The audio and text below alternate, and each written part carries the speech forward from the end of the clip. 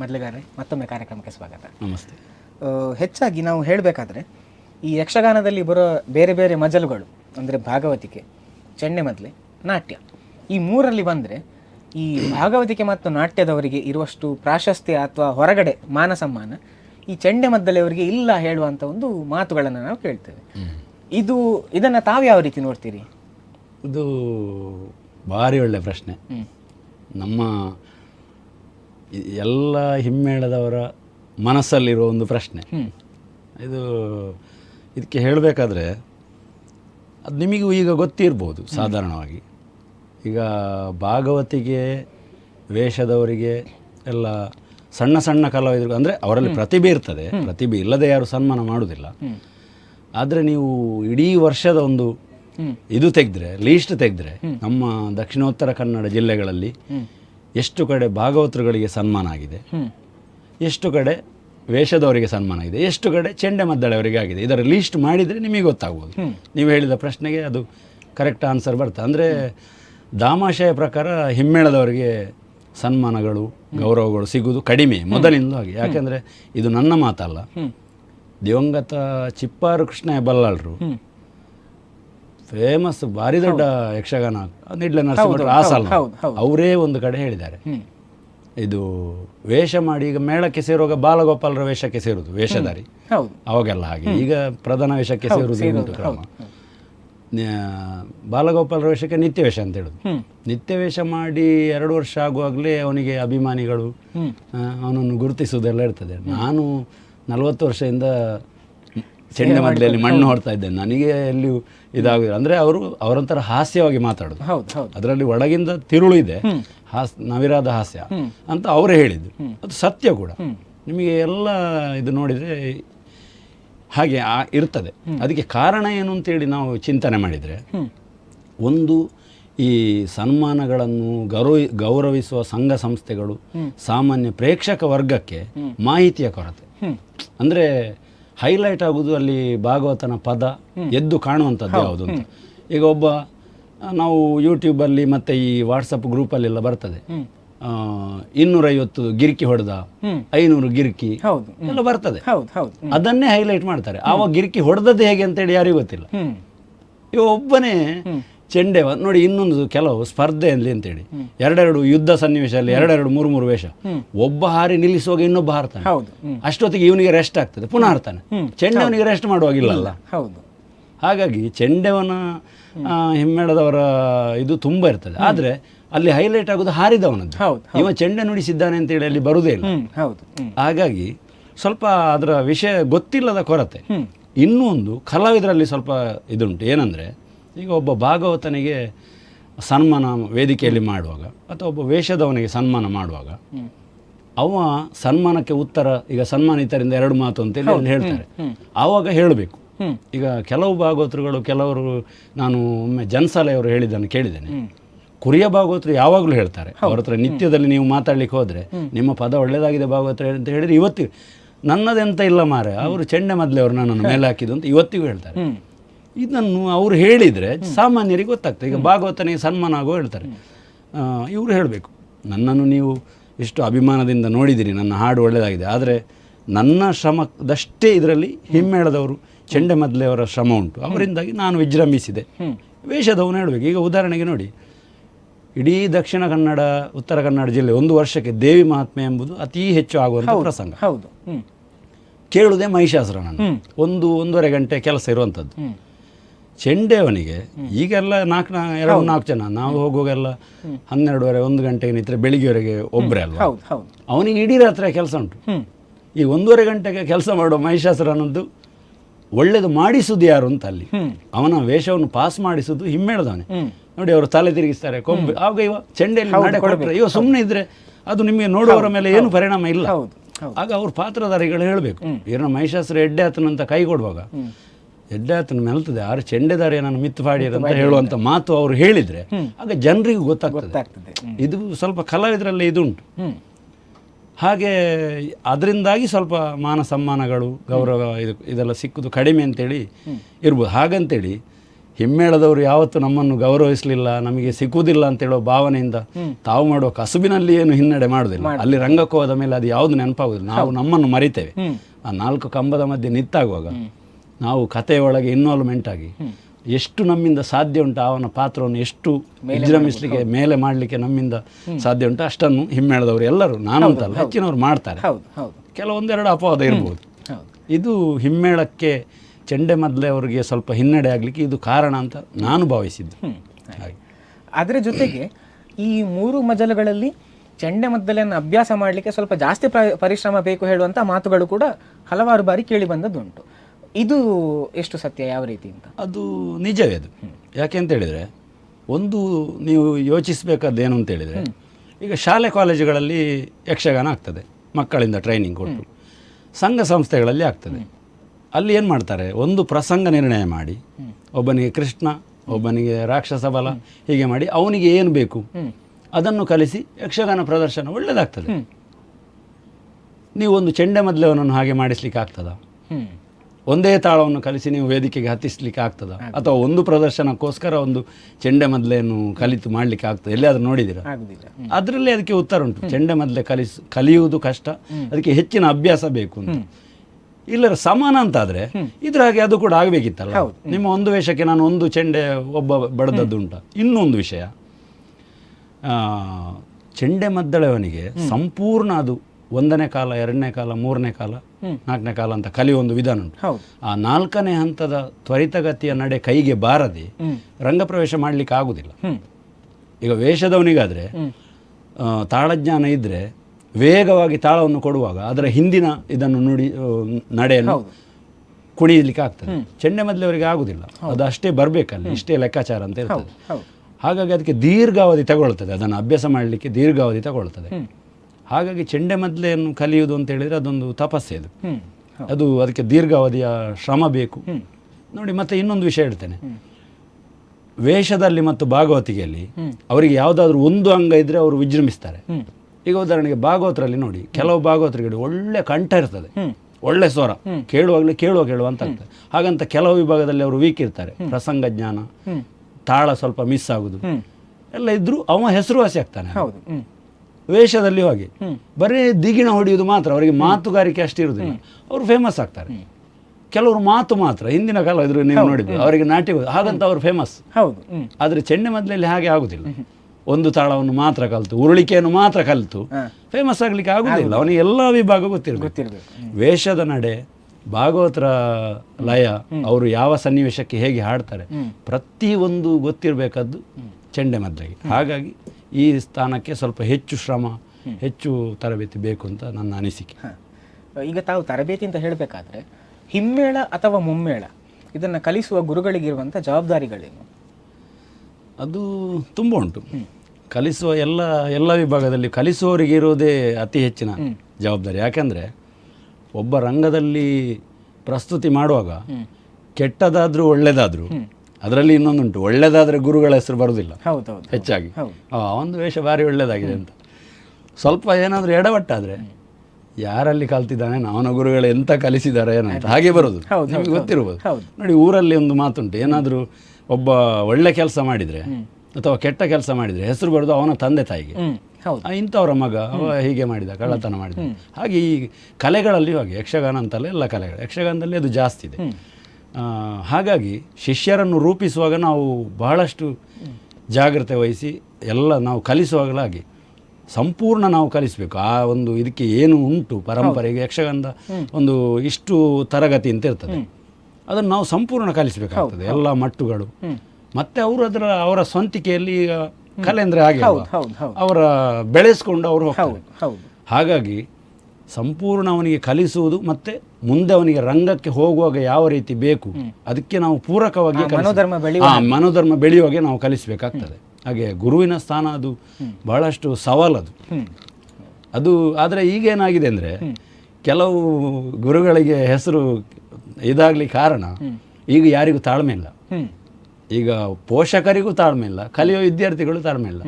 ನನ್ನ ಮಗ ಇವತ್ತು ಕ್ಲಾಸಿಗೆ ಹಾಕಬೇಕು, ಬರೋ ತಿಂಗಳು ವೇಷ ಮಾಡಬೇಕು, ಇವತ್ತು ಚೆಂಡೆಮದ್ದಲೆ ಭಾಗವತಿ ಕ್ಲಾಸಿಗೆ ಆಗಬೇಕು, ನಾಡ್ದು ನವರಾತ್ರಿಗೆ ಅವು ಹಾಡಬೇಕು ಅಥವಾ ಚೆಂಡು ನುಡಿಸು, ಈ ಮೆಂಟಾಲಿಟಿ ಜಾಸ್ತಿ ಆಗಿದೆ.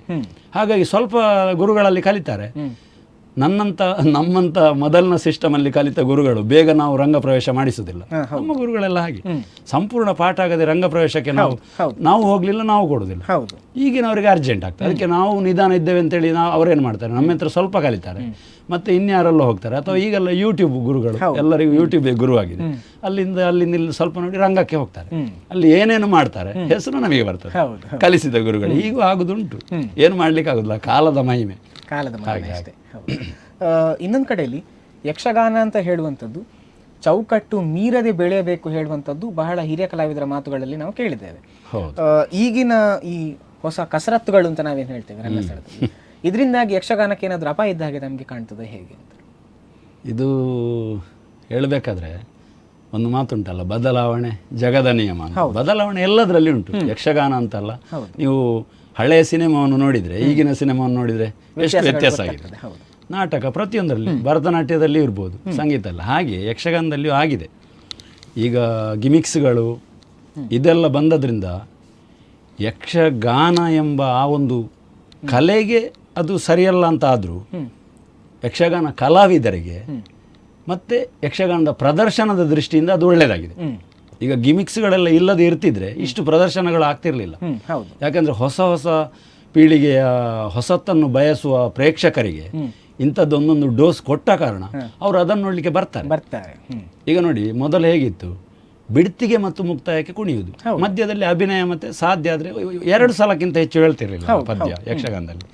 ಈಗ ತುಂಬ ಸಲ ಪುನರಾವರ್ತನೆ, ಮಧ್ಯದಲ್ಲಿ ಚಾಲು ಕುಣಿತ, ಇದೆಲ್ಲ ಆಗುವಾಗ ವಿಸ್ತಾರ ಆಯಿತು ಕಲೆ. ಇದರಲ್ಲೇ ಕೆಲವು ಕಲಾವಿದರು ಪಳಗಲಿಕ್ಕೆ ಆರಂಭ ಆದರು, ಕೆಲವೊಂದು ಕಲಾವಿದರು.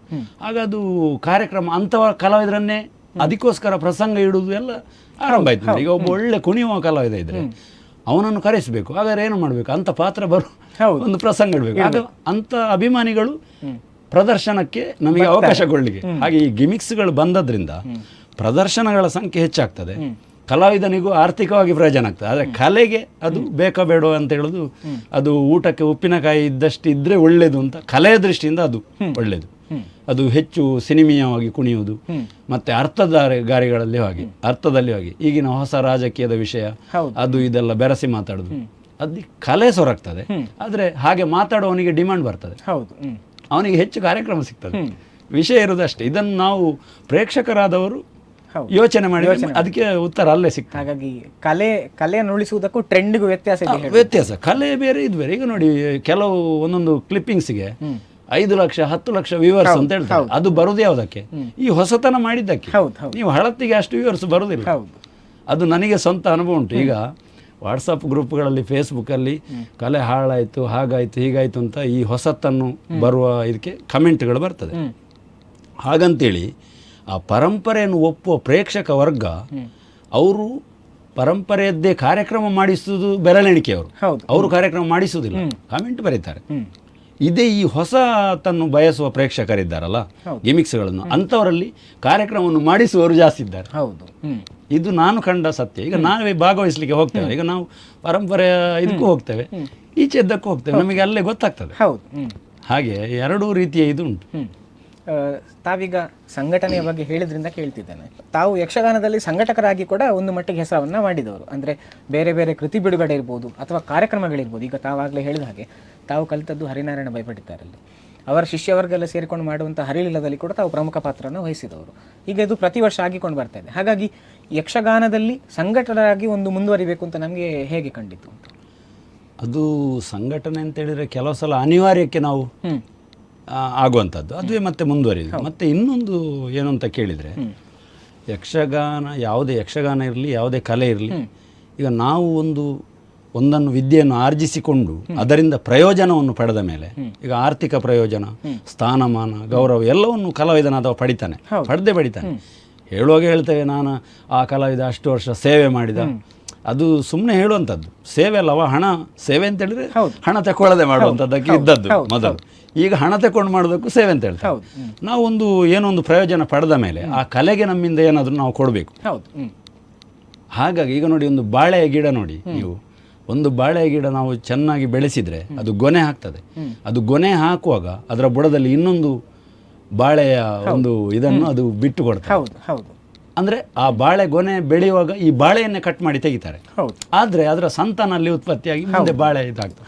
ಹಾಗೆ ನಾವು ಕಲಾವಿದರಾದವರು ನಾವು ಅದರಿಂದ ಪ್ರಯೋಜನ ಪಡೆದು ನಿವೃತ್ತಿ ಆಗುವ ಮೊದಲೇ ನಾವು ಕಲೆಗೆ ಏನಾದರೂ ಕೊಡಬೇಕು. ಈಗ ನಮಗೆ ತರಗತಿಯನ್ನು ಕೊಟ್ಟು ಶಿಷ್ಯರನ್ನು ಬೆಳೆಸೋದು ಆಗ್ಬೋದು, ಅಥವಾ ನೀವು ಹೇಳಿದಾಗ ಸಂಘಟನೆ. ಈಗ ಎಷ್ಟೋ ಕಾರ್ಯಕ್ರಮಗಳ ಸಂಘಟನೆ ಮಾಡಿದ್ದೇನೆ, ಮತ್ತು ಕೆಲವರು ಪುಸ್ತಕ ಸಂಸ್ಮರಣ ಗ್ರಂಥ ಬರೆಯುವಾಗ ಅದಕ್ಕೆ ಲೇಖನ ಮಾಡಿದ್ದೇನೆ. ಹಾಗೆ ಅದು ಏನೋ ಕೊಡಬೇಕು ಅಂತ ಮನಸ್ಸಿತ್ತು. ಹಾಗೆ ಮತ್ತು ಹರಿಲಿಲ್ಲ ಎಂಬುದು ಅದು ನನ್ನೊಂದು ಕನಸು. ನಮ್ಮ ಗುರುಗಳ ಹೆಸರಲ್ಲಿ, ಗುರು ದಂಪತಿ ಹೆಸರಲ್ಲಿ ಏನಾದರೂ ಒಂದು ದೊಡ್ಡ ಒಂದು ಕಾರ್ಯಕ್ರಮ ಮಾಡಬೇಕು ಅವರಿಗೆ ಅಂತ ನನಗೊಂದು ತುಂಬ ವರ್ಷದಿಂದ ಕನಸಿತ್ತು. ಅವರ ಶಿಷ್ಯ ವಲಯದಲ್ಲಿ ನಾನು ಹೇಳ್ಕೊಳ್ತಾ ಇದ್ದೆ, ನಾವೊಂದು ದೊಡ್ಡ ಕಾರ್ಯಕ್ರಮ ಮಾಡಿ ಒಂದು ಮಾಡಬೇಕು ಅಂತ. ಅದಕ್ಕೆ ಸಮಯ ಒದಗಿ ಬಂದದ್ದು ಯಾವಾಗ ಕೇಳಿದರೆ, ಗುರುಗಳಿಗೆ 75 ವರ್ಷ ಆಗುವಾಗ ಇದನ್ನು ಅವರ ಮಗ ಅವಿನಾಶಣ್ಣನಲ್ಲಿ ಹೇಳಿದ್ದೆ ನಾನು, ಹೀಗೊಂದು ಮಾಡಬೇಕು ಅಂತ. ಅವರು 75ನೇ ವರ್ಷ ಹತ್ತಿರ ಬರುವಾಗ ಹೇಳಿದರು, ನೀವು ಆವತ್ತೊಂದು ಹೇಳಿದ್ರಲ್ಲ, ಮಾಡೋದಿದ್ರೆ ಈಗ ಸರಿಯಾದ ಸಮಯ. 75 ವರ್ಷ ಅಮ್ಮನಿಗೂ ಅಪ್ಪನಿಗೂ, ಅಂದರೆ ಅದು ಕೆಲವರಿಗೆ ಜಿಜ್ಞಾಸೆ ಉಂಟು, ಗಂಡ ಹೆಂಡತಿಗೆ ಇಬ್ಬರಿಗೂ 75 ವರ್ಷ ಹೇಗೆ ಅಂತ. ಅದು ಆವಾಗ ನಾವು ಅದನ್ನು ಹೇಳಿದ್ದೇವೆ. ಅದು ಅವರು 6 ತಿಂಗಳ ವ್ಯತ್ಯಾಸದಲ್ಲಿ ಇರುವಂಥದ್ದು ಅವರ ಪ್ರಾಯ. ಹಾಗಾಗಿ ಇಬ್ಬರಿಗೂ 75 ವರ್ಷ. ಇವಾಗಲೇ ಮಾಡೋದಿದ್ರೆ ಮಾಡುವ ಅಂತ ಅವ್ರು ಹೇಳಿದ್ದು ನನಗೊಂದು ಗ್ಲೂಕೋಸ್ ಕೊಟ್ಟಾಗಾಯಿತು. ನಾನು ಕಾಯ್ತಾ ಇದ್ದೆ ಇದನ್ನು ಮಾಡೋದು. ನಾನು ಎಲ್ಲ ನಮ್ಮ ಶಿಷ್ಯರು ಅವರ ಕೈಯಿಂದ ವರ್ಷಾನುಗಟ್ಟಲೆಯಿಂದ ಕಲಿತು ದೊಡ್ಡ ದೊಡ್ಡ ಕಲಾವಿದರು, ರಂಗದಲ್ಲಿರುವವರು, ರಂಗದಿಂದ ಹೊರಗೆ ಹವ್ಯಾಸಿಗಳು ಎಲ್ಲರನ್ನು ಒಗ್ಗೂಡಿಸಿ ಎಲ್ಲೆಲ್ಲಿಯೂ ತುಂಬ ನಾನು ಅದಕ್ಕೆ ಎಫರ್ಟ್ ಹಾಕಿದ್ದೇನೆ. 2 ತಿಂಗಳು ಮನೆಯ ಕೆಲಸ ಎಲ್ಲ ಬಿಟ್ಟಿದ್ದೇನೆ. ಅಂದರೆ ಇವರನ್ನು ಒಗ್ಗೂಡಿಸಬೇಕಾದ್ರೆ ಕೆಲವರು ಎಲ್ಲೆಲ್ಲೂ ಇರ್ತಾರೆ, ಯಾವುದ್ಯಾವುದು ಅವರ ನಂಬರ್ಗಳನ್ನು ಕಲೆಕ್ಟ್ ಮಾಡಿ ಹರಿಲೀಲ ಶಿಷ್ಯ ವೃಂದ ಅಂತ ವಾಟ್ಸಪ್ ಗ್ರೂಪ್ ಮಾಡಿ ಒಂದೆಡೆ ಅವರು ಸೇರಬೇಕಲ್ಲ. ಮತ್ತು ಅದಕ್ಕೆ ತುಂಬ ಸಹಕಾರ ಬಂತು ನನಗೆ. ಅದೊಂದು ಯಶಸ್ವಿ ಕಾರ್ಯಕ್ರಮ ಆಯಿತು. ನಭೂತೋ ನ ಭವಿಷ್ಯತಿ, ದೊಡ್ಡ ದೊಡ್ಡವರು ಗೆಸ್ಟ್ಗಳನ್ನೆಲ್ಲ ಕರೆದು ನಾವು ಒಂದು ದೊಡ್ಡ ಮೊತ್ತವನ್ನು ಕೂಡ ಗುರುಗಳಿಗೆ ಅದರಲ್ಲಿ ಸಮರ್ಪಣೆ ಮಾಡಿದ್ದೇವೆ. ಹಾಗೆ ಅದೊಂದು ಆಗಿ ಹೋಯಿತು. ಅದಕ್ಕೂ ಸಹ ಗುರುಗಳದ್ದೇ ಅನುಗ್ರಹ ಅಂತೇಳಿ ನಾವು ಭಾವಿಸ್ತೇವೆ ಅಷ್ಟೇ. ತಾವೀಗ ಹೇಳಬೇಕು ಅಂತಾದರೆ, ಗುರುಗಳು ಯಾವ ರೀತಿ ನಮಗೆ ಜೀವನದಲ್ಲಿ ಮುಖ್ಯವೋ ಅದೇ ರೀತಿ ನಮ್ಮ ಮನೆಯಲ್ಲಿ ತಂದೆ ತಾಯಿ ಅಥವಾ ನಮ್ಮ ಮನೆಯಲ್ಲಿರುವಂಥ ಹಿರಿಯರು ಕೂಡ ಅಷ್ಟೇ ಮುಖ್ಯ. ನಿಮ್ಮ ತಂದೆ ಹಾಗೂ ನಿಮ್ಮ ತಾತ ತಾವು ಸಣ್ಣ ವಯಸ್ಸಿನಲ್ಲಿರಬೇಕಾದ್ರೆ ಒಂದು ಯಕ್ಷಗಾನದ ಬಗ್ಗೆ ತಾವಾಗ ಹೇಳಿದಾಗ ಕಲಾವಿದರಲ್ಲದಿದ್ದರೂ ಕೂಡ ಪ್ರಜ್ಞಾವಂತ ಪ್ರೇಕ್ಷಕರಾಗಿದ್ದರಿಂದ ನಿಮಗೆ ಆ ಒಂದು ರಂಗ ಮಾಹಿತಿಯನ್ನೆಲ್ಲ ಪಡ್ಕೊಳ್ಳಿಕ್ಕೆ ಸುಲಭ ಆಯಿತು ಅಂತ ಹೇಳುವಂಥದ್ದನ್ನು ತಾವು ಇದಕ್ಕಿಂತ ಮುಂಚೆ ಕೂಡ ಬೇರೆ ಕಡೆಗಳಲ್ಲಿ ಹೇಳಿದವು. ಇವತ್ತಿನ ಕಾಲಘಟ್ಟಕ್ಕೆ ಒಬ್ಬ ಪ್ರಜ್ಞಾವಂತ ಪ್ರೇಕ್ಷಕನ ಅನಿವಾರ್ಯ ಹಾಗೂ ಅವಶ್ಯಕತೆ ನಮ್ಮ ಯಕ್ಷಗಾನ ಕಲೆಗೆ ಎಷ್ಟಿದೆ ಅಂತ? ಪ್ರಜ್ಞಾವಂತ ಪ್ರೇಕ್ಷಕರ ಅನಿವಾರ್ಯತೆ ತುಂಬ ಇದೆ. ನೋಡಿ, ಯಾವುದೇ ಕಲೆಗೆ ಪ್ರೇಕ್ಷಕರು ಇಲ್ಲದಿದ್ದರೆ ಅದು ಗಾಳಿಯಲ್ಲಿ ಗುದ್ದಾಟ ಮಾಡಿದೆ. ಈಗ ನಾವು CD ಎಲ್ಲ ಮೊದಲು ಮಾಡುವಾಗ ಅಲ್ಲಿ ಪ್ರೇಕ್ಷಕರು ಇರುವುದಿಲ್ಲ, ಅಲ್ಲಿ ಆ ಒಂದು ಕಲಾವಿದರಿಗೆ ಇದಿರುವುದಿಲ್ಲ. ಅಂದರೆ ಎದುರಿಂದ ಪ್ರೇಕ್ಷಕರಿದ್ದರೆ ಮಾತ್ರ ಪರ್ಫಾರ್ಮೆನ್ಸ್ ಮಾಡುವಾಗ ಒಂದು ಉಲ್ಲಾಸ ಇರ್ತದೆ. ಆದರೆ ಎಲ್ಲಿ ಈಗ ನಾವು ತುಂಬ ಕೂಗುಗಳು ಕೇಳ್ತೇವೆ, ಯಕ್ಷಗಾನವನ್ನು ಹಾಳು ಮಾಡಿದರು, ಅದು ಹಾಗೆ ಮಾಡಬಾರ್ದಿತ್ತು. ಇದಕ್ಕೆಲ್ಲ ಕಾರಣ ಅರ್ಧ ಕಲಾವಿದ ಹೊಣೆ ಆದರೆ ಅರ್ಧಕ್ಕಿಂತ ಹೆಚ್ಚು ಪ್ರೇಕ್ಷಕ ಹೊಣೆ. ಯಾಕೆ ಅಂತ ಹೇಳಿದರೆ, ನಾವು ಕಲಾವಿದರು ಏನೋ ಒಂದು ಉಲ್ಲಾಸದಲ್ಲಿ ಅಲ್ಲಿ ತಪ್ಪು ಮಾತಾಡಿದರೆ, ತಪ್ಪು ಕುಣಿದ್ರೆ ಅಲ್ಲಿ ಕೈ ಚಪ್ಪಾಳೆ ಶಿಲ್ಲೆ ಹಾಕಿ ಪ್ರೋತ್ಸಾಹಿಸುವುದು ಪ್ರೇಕ್ಷಕ. ಅಲ್ಲಿ ಚಪ್ಪಾಳೆ ಹಾಕದೆ ಈಚೆಯಿಂದ ಬಂದು ಹೇಳಬೇಕು. ನೋಡಿ, ನೀವು ಆಗ ಹಾಗೆ ಅರ್ಥ ಹೇಳಿದ್ರಿ, ಅದು ರಾಮಾಯಣದಲ್ಲಿ ಬರುವ ವಿಷಯ ಅಲ್ಲ ಅಂತ ಒಂದು 4 ಕಡೆ ಪ್ರೇಕ್ಷಕರು ಹೇಳಿದರೆ ಕಲಾವಿದ ಆಟೋಮೆಟಿಕ್ ಜಾಗೃತ ಆಗ್ತಾನೆ. ಯಾಕೆ ಅಂತ ಹೇಳಿದರೆ, ಒಂದು ಕಾರ್ಯಕ್ರಮದಲ್ಲಿ ನಾನು ಕಣ್ಣಾರೆ ನೋಡಿದ್ದೇನೆ, ದೊಡ್ಡ ದೊಡ್ಡ ಕಲಾವಿದರ ನಾನೇ ಸಂಯೋಜನೆ ಮಾಡಿದಂಥ ಒಂದು ತಾಳಮದ್ಲೆಯಲ್ಲಿ ಕಾಶಿಪಟ್ಟಣದಲ್ಲಿ ಆದದ್ದು. ದೊಡ್ಡ ಕಲಾವಿದರ ತಾಳಮದ್ಲೆಯಲ್ಲಿ ಜಾಂಬವತಿ ಕಲ್ಯಾಣ ಪ್ರಸಂಗದಲ್ಲಿ ಚೆನ್ನಾಗಿ ಆಗಿದೆ. ಆ ದಿನ ಏನೋ ಒಂದು ಸಣ್ಣ ಮರವೇ ಆಗಿ ಕೊನೆಗೆ ಅದರಲ್ಲಿ ಜಾಂಬವ ಕೃಷ್ಣನಿಗೆ ಮದುವೆ ಮಾಡಿ ಕೊಡ್ತಾನೆ. ಈ ಮಣಿಯ ಪ್ರಕರಣ ಎಲ್ಲ ಕೊನೆಗೆ ಸಮಾಪ್ತಿ ಮಾಡುವಾಗ ಅಲ್ಲಿ ಆ ಜಾಂಬವಂತ ಆದವ ಹೇಳಲಿಕ್ಕುಂಟು, ಒಂದು ಇನ್ನೊಬ್ಬ ಗಂಡು ಮಗುವನ್ನು ಪ್ರವೀರ ಅಂತ ಹೇಳೋ ಮಗುವನ್ನು ಅವ ಸಾಕ್ತಾ ಇರ್ತಾನೆ, ಅದನ್ನು ಕೂಡ ಕೃಷ್ಣನ ವಶಕ್ಕೆ ಕೊಡ್ತೇನೆ ಅಂತ ಹೇಳಬೇಕು. ಆ ದಿವಸ ಆ ದೊಡ್ಡ ಕಲಾವಿದರಿಗೆ ಅದು ಬಿಟ್ಟು ಹೋಯ್ತು ಹೇಳಲಿಕ್ಕೆ.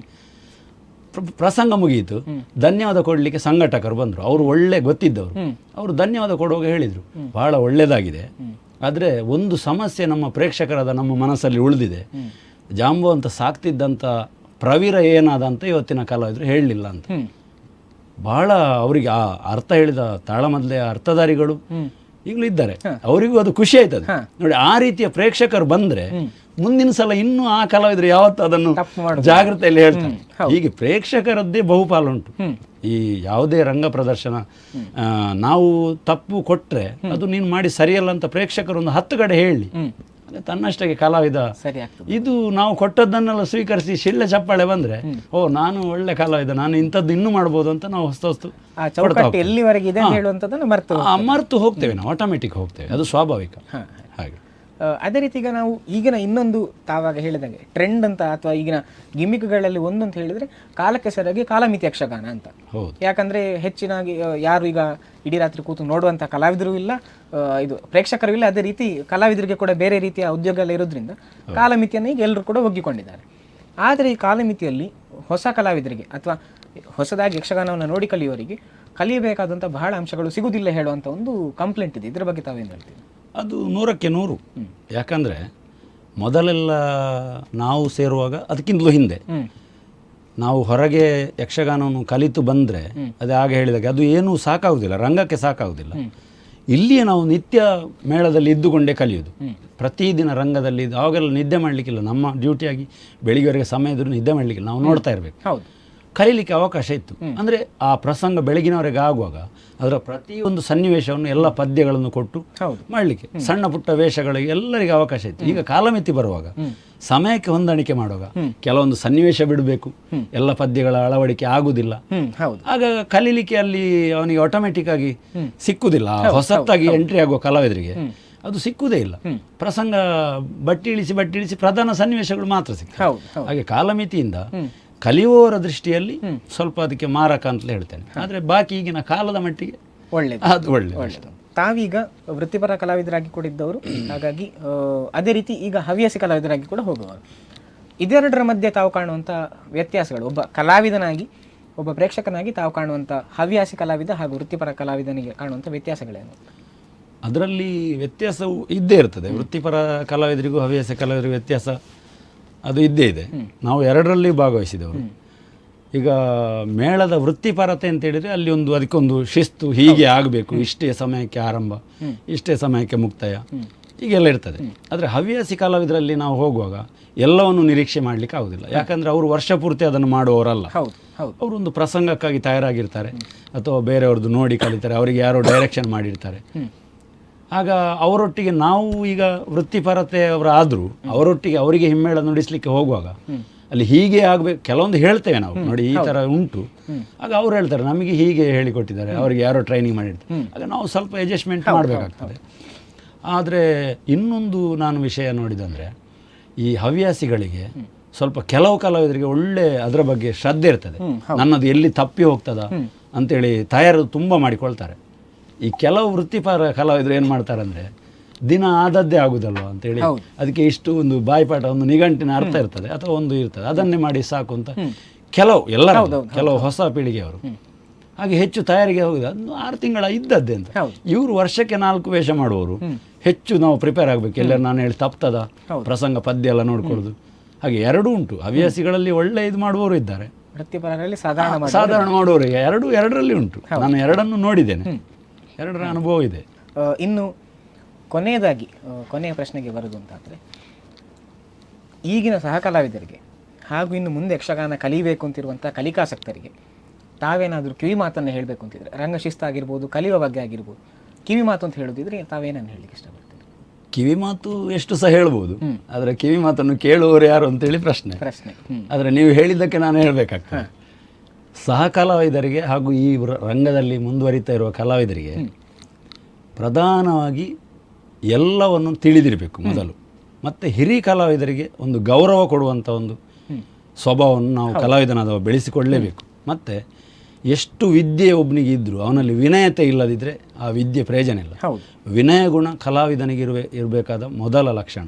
ಹಾಗೆ ಪ್ರತಿಯೊಬ್ಬ ಕಲಾವಿದನು ರಂಗದಲ್ಲಿ ಹೊಂದಾಣಿಕೆ, ವಿನಯತೆ, ಇನ್ನೊಬ್ಬ ಉಳಿದ ಕಲಾವಿದನೊಂದಿಗೆ ಗೌರವಿಸಿಕೊಂಡು ಈ ರಂಗದಲ್ಲಿ ಪ್ರವೃತ್ತರಾದರೆ ಒಳ್ಳೆಯದು ಅಂತ ನನ್ನ ಅನಿಸಿಕೆ.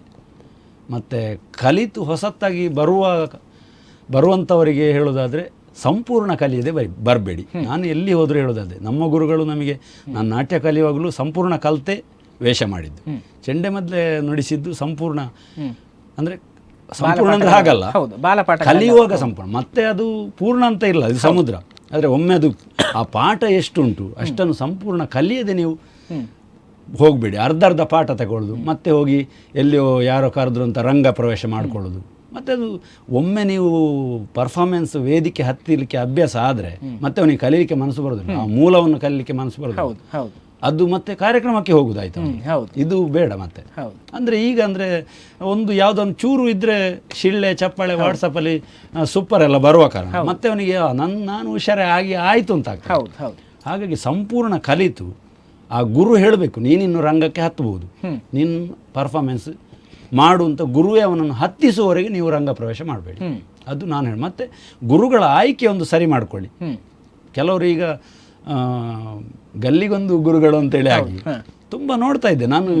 ಇದರಲ್ಲಿ ನೋಡಿದೆ, ವಾಟ್ಸಪ್ ಯೂಟ್ಯೂಬಲ್ಲಿ ಕ್ಲಿಪ್ಪಿಂಗ್ಸ್ ಬರ್ತದೆ ಈ ಆನ್ಲೈನ್ ಕ್ಲಾಸ್ಗಳದ್ದು. ಒಂದು ಬದಿಯಲ್ಲಿ ಗುರುಗಳ ಮುಖ, ಶಿಷ್ಯ, ಅವರು ತಪ್ಪು ಹೇಳ್ತಾ ಇದ್ದಾರೆ, ಇವರು ತಪ್ಪು ಮಾಡಿದರು, ಆಲ್ ದಿ ಬೆಸ್ಟ್, ಚೆನ್ನಾಗಿದೆ ಅಂತ ಆಚೆಯಿಂದ ಗುರು ಹೇಳ್ತಾ ಇದ್ದಾರೆ. ಇದನ್ನು ನಾನು ಕಣ್ಣಾರೆ ನೋಡಿದ್ದೇನೆ. ಸರಿಯಾಗಿ ನಮ್ಮ ತೆಂಕುತಿಟ್ಟು ಬಡಗ ಅದಕ್ಕೆ ಏನು ಉಂಟು ಅದನ್ನು ಅದೇ ಪ್ರಕಾರ ಕಲಿಸುವ ಗುರುಗಳನ್ನು ಆಯ್ಕೆ ಮಾಡಿಕೊಳ್ಳಿ ಅಂತ ನನ್ನ ಒಂದು ಇದು. ಅದೇ ಪ್ರಕಾರ ಕಲೀರಿ, ಎಲ್ಲರಿಗೂ ಒಳ್ಳೆಯದಾಗ್ತದೆ, ಯಕ್ಷಗಾನ ಉಳಿಲಿ ಬೆಳೆಯಲಿ ಅಂತ ನಾನು ಹೇಳ್ತೇನೆ. ಹಾಗಾಗಿ ಕಲೆಗೋಸ್ಕರ ಆದರೂ ಸರಿಯಾಗಿ ಅಧ್ಯಯನ ಮಾಡಿದವರಲ್ಲಿ ತಾವು ಕಲಿತರೆ ಮಾತ್ರ ತಾವು ಕೂಡ ಅಷ್ಟು ಅಧ್ಯಯನ ಮಾಡಲಿಕ್ಕೆ ಸಾಧ್ಯ ಆಗ್ತದೆ ಅಂತ ಹೇಳುವಂಥ ಆಶಯ ತಮ್ಮ. ಹೌದು, ಆಗಲಿ. ಇಷ್ಟು ಹೊತ್ತು ನಮ್ಮ ಜೊತೆಗೆ ಇದ್ದುಕೊಂಡು ತಮ್ಮ ಜೀವನದ ಬಗ್ಗೆ, ತಮ್ಮ ಕಲಾ ಜೀವನದ ಬಗ್ಗೆ ಅಥವಾ ಕಲೆಯ ಬಗ್ಗೆ ಬಹಳಷ್ಟು ವಿಷಯಗಳನ್ನು ನಮ್ಮ ಜೊತೆಗೆ ಹಂಚಿಕೊಂಡಿದ್ದೀರಿ. ಇದನ್ನು ನೋಡುವಂಥ ಪ್ರೇಕ್ಷಕರಿಗೆ ಇದರಿಂದ ಅಷ್ಟೇ ಉಪಯೋಗ ಕೂಡ ಆಗ್ತದೆ ಹೇಳುವಂಥ ಒಂದು ಭಾವನೆ ನಮ್ಮದು. ಇಷ್ಟು ಹೊತ್ತು ತಮ್ಮ ಸಮಯವನ್ನು ನಮಗೆ ಮೀಸಲಿಟ್ಟು ನಮ್ಮ ಜೊತೆ ಇಷ್ಟೆಲ್ಲ ಮಾಹಿತಿಯನ್ನು ಹಂಚಿಕೊಂಡದಕ್ಕೆ ಧನ್ಯವಾದಗಳು.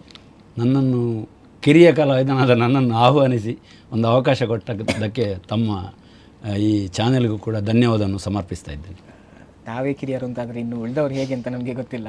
ಆದರೆ ಇಷ್ಟು ಹೊತ್ತು ನಮಗೆ ಇಲ್ಲಿ ಬಂದು ಬಹಳಷ್ಟು ರಂಗ ಮಾಹಿತಿಯನ್ನು ಕೂಡ ನಮ್ಮ ಜೊತೆಗೆ ಹಂಚಿಕೊಂಡಿದ್ದೀರಿ. ಹಾಗಾಗಿ ಅದಕ್ಕೆ ಮತ್ತೊಮ್ಮೆ ಧನ್ಯವಾದಗಳನ್ನು ಹೇಳ್ತಾ ಇದ್ದೀನಿ. ನೋಡಿದ್ರಲ್ಲ ವೀಕ್ಷಕರೇ, ಇಷ್ಟು ಹೊತ್ತು ನಮ್ಮ ಜೊತೆಗೆ ಚಂದ್ರಶೇಖರ್ ಭಟ್ ಕೊಂಕಣಾಜಿಯವರು ಇದ್ದುಕೊಂಡು ಬಹಳಷ್ಟು ತಮ್ಮ ಜೀವನದ ಬಗ್ಗೆ ಹಾಗೂ ಯಕ್ಷಗಾನ ಕಲೆಯ ಬಗ್ಗೆ, ಅದರ ಉಳಿವಿಗೆ ಯಾವ ರೀತಿಯೆಲ್ಲ ನಾವು ಶ್ರಮಿಸಬೇಕು ಹೇಳೋ ಬಗ್ಗೆ ನಮಗೆ ಬಹಳಷ್ಟು ಮಾಹಿತಿಯನ್ನು ಕೊಟ್ಟಿದ್ದಾರೆ. ಇದೇ ರೀತಿ ಬರುವ ಸಂಚಿಕೆಯಲ್ಲಿ ಮತ್ತೊಬ್ಬ ಕಲಾವಿದರ ಜೊತೆ ನಾನು ಸಿಗ್ತೇನೆ. ಅಲ್ಲಿ ತನಕ ನೋಡ್ತಾ ಇರಿ ಅಭಿಮತ ಟಿವಿ. ಇದು ಜನಮನದ ನಾಡಿಮಿಡಿತ.